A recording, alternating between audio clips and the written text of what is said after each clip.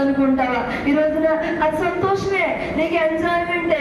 రేపు పొద్దున నీ బిడ్డలకే శాపం, నీ బిడ్డలకి అది శాపాన్ని.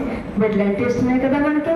మరి బిడ్డలకి ఎలా శాపం తెస్తున్నావు? నువ్వు పాపం జోలికి ఆ బిడ్డల్ని ఎలా లోయలో పడేస్తున్నావు?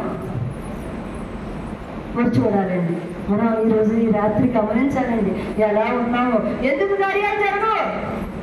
ఎందుకు జరగవు కార్యాలు? చేసేవారైన సర్వాంతరయాన్ని సర్వం ఆయన చేతిలో ఉంది.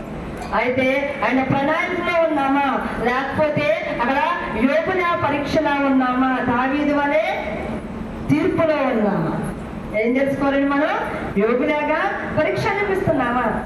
మనకి అక్కడ దావీదు వలె తీర్పుగా ఈ శ్రమ వచ్చిందా అన్నది మనం యోచించుకోవాలంటే.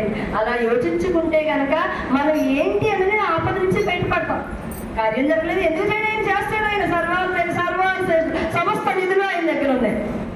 రహస్య స్థలాల్లో మరుగైన ధనాన్ని ఇచ్చేవాడు. ఆయన నమ్మిన మీరు పరలోకాన్ని సంపదడానికి గ్రంథం సెలవిస్తుంది. ఒకసారి ఆది కళను చూడమ్మా, 7వ అధ్యాయం 12వ వచనం. ఇంక ఈ ప్రచండ అగ్ని కోసం ఇంకెక్కడ ఉందో మరి చూడాలి కదా.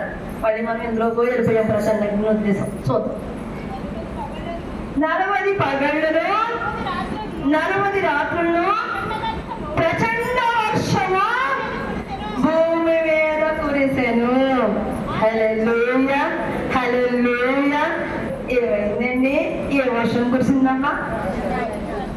మరి అయ్యగారి ద్వారా ప్రచండ అన్న పదం రైటేనండి. రెండోరు అక్కడికి నాంది ప్రస్తావమేనా? సుధి పార్వతి గారు ఎక్కడ ఉన్నారండి? నిజమేనమ్మా? నాంది ప్రస్తావమేనమ్మా? మరి ఏమైందండి? 40 పగళ్ళలో 40 రాత్రుల్లో ప్రచండ వర్షము మీద అలా కురిసింది అని చెప్తున్నాడు. ప్రచండ వర్షము, ఉగ్రత. ఆయన ఉగ్రత నోవాహు టైంలో వచ్చేస్తుంది. అక్కడ ఎవరు, ఏ కుటుంబం కాపాడబడింది? స్తుతియాగం అర్పించిన నోవాహు కుటుంబమే కాపాడింది. ఈ రోజున మన నోవాహుని ఎవరు పట్టించుకోలేనప్పుడు ఒకరికి వచ్చేస్తుంది, వర్షం కురితే అందరూ మునిగిపోతామంటే ఎవరో పట్టించుకోలేదు. ప్రచండం ప్రచండంగా వచ్చేస్తుంది అంటే ఎవరో పట్టించుకోలేదు. కానీ నోవాహు నమ్మాడు, ఆయన్ని స్తుతిస్తూ ఉన్నాడు, అతని కుటుంబం కాపాడబడింది. ఈ రోజున ఈ 2వ రాకడలో మన కుటుంబం కాపాడవాలంటే మనం ఏం చేయాలండి? ఏం చేయాలి? అక్కడ ఏ వర్షం కురిసిందమ్మా? ఇప్పుడు ఏ వర్షం కురబోతుందమ్మా? ప్రచండ అగ్ని అనే వర్షం కురబోతుంది. అర్థమైందండి? 2వ రాకడలో అగ్నితో కాల్చేయబోతున్నాడు. ఎక్కడ చూసినా ఫైర్ యాక్సిడెంట్స్ జరగబోతున్నాయి. అర్థమైందండి? దానికి నాంది ప్రస్తావమే ఈ ప్రచండ అగ్ని. ఇంకా ప్రచండ అగ్ని ఎక్కడ ఉందో చూడండి. ఆదికాండం 7వ అధ్యాయం 18వ వచనం. జలములు భూమి మీద ప్రచండముగా ప్రబలి మిక్కిలి విస్తరించినప్పుడు ఓడ నీళ్ల మీద నడిచెను. ఏ వర్షం కురిసిందమ్మా? ప్రచండంగా వర్షం కురిసాక ఆ జలులు భూమి మీద ఎలా ప్రబలినాయమ్మా? ప్రచండంగా. ఎలా ప్రబలి, ఎలా కదిలి? ప్రచండంగా. అప్పుడు వాడేమైందండి? ఏమైంది? నీళ్ళ మీద నడిచింది. అప్పుడు జనానికి కళ్ళు తెలుసుకున్నాయి. కానీ అప్పుడు వాడతలకి ఏమైందండి? అది తలుసుకున్నప్పటికీ అందుకే దీపం ఉండగానే ఏం చేయాలండి? ఇల్లు చక్కబెట్టుకోవాలి. మన నోహం అక్కడ చరిత్ర మనకు తెలుస్తుంది. ఆదికాండం అది ప్రచండంగా చక్కగా నీరు ప్రవహించేస్తుంటే వాడ పైకి లేసిపోయింది. వాడ తలుపులు దేవుడు ఏం చేశాడు? మూసేసాడు. కానీ అందరూ ఎక్కుదామని చూస్తే ఉందా అంటే దీపం ఉండగానే ఇల్లు చక్కగా పెట్టుకోవాలి అని గ్రంథం సెలవిస్తుంది. అంతేనండి? దీపం ఉండగానే ఇల్లు చక్కబెట్టు. చూడండి, ఇంకా ప్రచండం కోసం ఎక్కడ ఉందో మన గురువు గారు చెప్పింది అబద్ధమా కాదా? నిజమా? అసలు అబద్ధమా నిజమా ఏంటి? అప్పుడు ఊహతో చెప్పేశారా? దృశ్యమైన వారిని నడిపించేది ఏంటండి? అదృశ్యమైన శక్తి. దృశ్యమైనది మనకు కనిపించే వాళ్ళని నడిపించేది ఏంటండి? అది నిజమో కదా చూద్దాం. చూడమ్మా ఆదికాండం 7వ అధ్యాయం 19వ వచనం. ఆ ప్రచండ జలములు భూమి మీద అత్యధికముగా ప్రబలినందున ఆకాశమంతటి కిందనున్న గొప్ప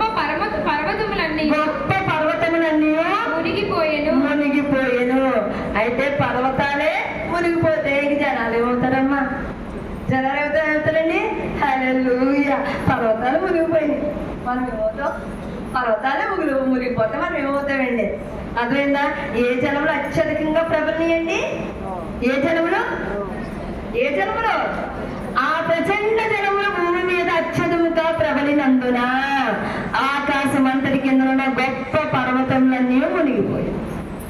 పర్వతాలు మునిగి అంటే స్మాష్ అయిపోయింది. అర్థమైపోయింది కదా. ఇంకా మళ్ళీ ఎందుకు చెప్పడం, ఎందుకు? అందరికీ తెలివైన వాడండి బాబు, నేను చెప్పడం అవసరం లేదు. మరి చూడమ్మా, ఆదికాండం 7:20 15 మూరల ఎత్తున నీళ్లు ప్రచండముగా ప్రబలెను గనుక పర్వతములు మునిగిపోయాను. ఈ వాక్యం ఒకసారి మళ్ళీ నేను చదువుతాను, అందరూ అర్థం చేయాలండి. నిద్రపోతున్నారా? చూడాలండి. 15 మూరల ఎత్తున నీళ్లు ప్రచండముగా ప్రబలెను గనుక పర్వతములు మునిగిపోయాను. ఎన్ని మూరలు ఎత్తున నీళ్లు ప్రచండంగా ప్రబలినాయండి? 15 మూరల అంటే 15 మూరల ఎత్తులో ఉన్నది వచ్చింది. 15 మూరలు అంటే ఏంటండి? ఎంత ఎత్తండి అండి? సుచిపార్వతి గారు ఎక్కడ ఉన్నారు? నాకు కనిపించట్లేదు. అనుకున్నారమ్మ, నేను మోకరింపులో ఉన్నాను. చెప్పాలి. 15 మూరలు అంటే ఎంత ఎత్తు చెప్పాలి ఎవరైనా? 15 మూరలు. ఇక్కడ మాస్టర్స్ ఉన్నట్టున్నారు, శక్తులు ఉన్నారు, చెప్పాలి. 15 మూరలు అంటే ఎంత ఎత్తు? ఆకాశం ఎత్తు. Very good. ఇంకా చెప్పాలండి. 15 మూరలు అంటే ఎంత ఎత్తు? గ్రంథం అబద్ధమా నిజమా? ఈ రోజు మనం చూడాలి. అసలు వాక్యమై ఉన్న దేవుడు అబద్ధమా నిజమా చూడాలి. 15 మూరలు గ్రంథం వస్తుంది, చెప్తుంది. 15 మూరల ఎత్తున నీళ్లు ప్రచండముగా ప్రబలెను కనుక పర్వతంలో మునిగిపోయాను. చెప్పాలండి. ఎన్నేళ్ళు అయిందో మనం మన దేవుడు నమ్మకం చెప్పాలి. 15 మూరలు అంటే 27 అడుగులు. 27 అడుగులు అక్కడ నీళ్లు వస్తే ఎలా పర్వతాలు మునిగిపోయినాయి? 1700 అడుగులు ఉన్న పర్వతాలు ఎలా మునిగిపోయినాయి? ఆదికాండం 8:14 ఏం తెలియజేసి వస్తుందంటే, ఆ పడవ ఆ వాడెళ్ళి అరారాతు కొండల మీద నిలిచింది అంది. అరారాతు కొండలు 1700, అక్కడ 1700 ఎత్తు. అయితే 27 అడుగులు ఎత్తుకి ఎలా మునిగిపోయినాయి? గ్రంథం అబద్ధం అంటాను నేను. పార్వతి గారు, వాక్యం అబద్ధం, గ్రంథం అబద్ధం. మరి చెప్తున్నారు కదండి. 15 మూరల ఎత్తున నీళ్లు ప్రచండం. అందరూ ఆలోచించాలి, చదువుతో ఏం సంబంధం లేదు. అడుగుల ఎత్తు అయితే 27 అడుగుల ఎత్తు అయితే 15 మూరల ఎత్తున నీళ్లు ప్రచండంగా ప్రబలెను కనుక పర్వతములు మునిగిపోయాను అని గ్రంథం సెలవిస్తుంది. అంటే గ్రంథం అబద్ధం, దేవుడు అబద్ధం, రెండవ రకం అబద్ధం. నిజం అండి. ఈరోజు నిజం మాట్లాడుకుందామండి. అసలు నిజం మాట్లాడుకోవాలంటే అబద్ధం, అంతే కదండి. మరి మూరలు అంటే ఏంటి? అయితే ఇక్కడ గ్రంథం ఎక్కడ తెలియని వాళ్ళు అందరూ మీ గ్రంథంలో 15 మూరలు ఎత్తుంది కదా, ఆ 15 మూరలు ఎత్తండి 27 అడుగులు. 27 అడుగులు అయితే 1700 అడుగుల అరారాతి పర్వతాల మీద ఆ వాడు ఎలా నిలిచింది? ఆ కొండల మీద నిలిచింది అని చెప్తున్నారు ఆ సిస్టర్ గారు. అది అబద్ధం కదా. 15 మూరల్లో ఎలా వెళ్ళిపోయింది? కొండల మీదకి వాడు ఎలా వెళ్ళిపోయింది? అక్కడ గ్రంథం ఏంటండి అండి? ఆదికాండం 7:15-20 మనం సరిగ్గా చదివితే అక్కడ ఫస్ట్ 40 రోజులు వర్షం కురిసిందమ్మా. మొదటి 10 రోజులు వాడ భూమి మీద నుండి పైకి లేచింది. సరిగ్గా మీరు సమాధానం రేపు పొద్దున మీ బిడ్డ ప్రశ్నించవచ్చు, అంతేనా? ఫస్ట్ 10 రోజులకి వాడ భూమి మీద నుండి పైకి లేచింది. 40 రోజుల్లో తర్వాత 10 రోజులకి నీటి మీద వాడ నడిచింది. అర్థమైందండి? మూడవ 10 రోజులకి మూడోసారి నీరు అధికంగా పర్వతాలు ముంచేసింది. అర్థమైనా? 4వ 10 రోజులకి పర్వతాల పైనకి వాడు వెళ్ళిపోయింది. తర్వాత 15 మూరల ఎత్తున 150 దినములు నీరు ప్రచండంగా ప్రవహించింది. అధికంగా 7, 17, 20 వర్షాలు భూమి మీద లేదు. ఈ విషయాన్ని పట్టించుకోకుండా దేవుడు అబద్ధం, గ్రంథం అబద్ధం, యేసు ప్రభు అబద్ధం ఇవన్నీ అంటారు. మీరు కూడా అవును అబద్ధమే బాబోయ్, 15 మూరలు అంటే అన్ని అబద్ధమే బాబు అంటారు. అక్కడ ఆదికాండం 7వ అధ్యాయంలో 17, 20 మనం చదివితే భూమి మీద కాదు, అక్కడ 40 రోజులకి వర్షం కురిసాక పర్వతాల పైకి వెళ్ళిపోయాక అక్కడ చూడండమ్మా ఒకసారి అక్కడ నడిచింది అని గ్రంథం సెలవిస్తుందండి. అది కానీ 27:24 చూడండి. 7వ అధ్యాయం 24 అది కాదమ్మా 7:24 150 దినముల వరకు నీళ్లు భూమి మీద ప్రచండముగా ప్రబలెను. అర్థమైందండి. 40 రోజులు వర్షం కురిసినప్పుడు 40 రోజుల్లో అక్కడ వాడ అరారతు పర్వతాల పైకి వెళ్ళిపోయాక 15 మూరల ఎత్తున పర్వతాల నుంచి 150 దినములు భూమి మీద నీరు ప్రచండంగా ప్రవహించింది. ప్రబలం అంటే ఏంటండి? ప్రవహించింది అని చెప్తారండి. అక్కడ అది తెలుసుకోరు. గ్రంథాన్ని సరిగ్గా చదవాలమ్మా. సరిగ్గా చదివి అప్పుడు వాక్య పరిచర్య చేయాలి. ఇష్టం వచ్చినట్టు వాక్యం దేవుడే ఉన్నాడు. ఎవరైనా ప్రశ్నిస్తే ఆ ప్రశ్నకి సమాధానం చెప్పగలిగి ఉండాలండి. చూడమ్మా ఆదికాండం 8:2 అగాధ జలముల ఓటలను ఆకాశపు తూములను మూయబడెను. ఆకాశం నుండి కురియుచున్న ప్రచండ వర్షము నిలిచిపోయిన. హల్లెలూయా.